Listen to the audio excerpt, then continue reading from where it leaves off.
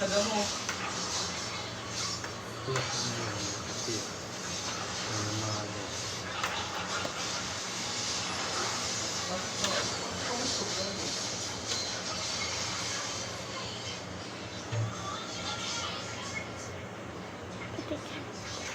Pangalaw, pang ano ko.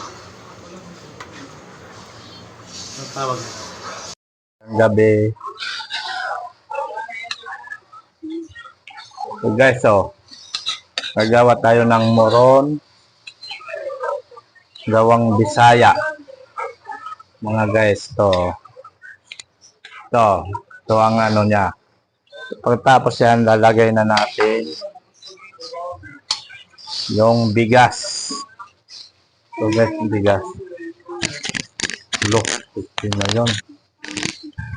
Look, parehas lang yun. Lalagay na natin yung bigas. So, ayan guys ha.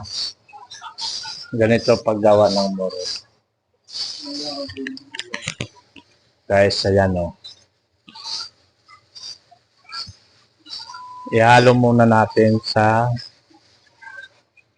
sauce at hahaluin dahan-dahan. Yan guys, yan na guys, moron guys, ayan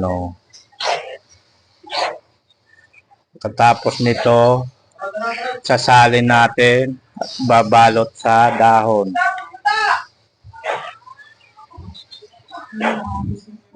Gusto nyo matuto, follow lang kayo on like, share the video. Comment.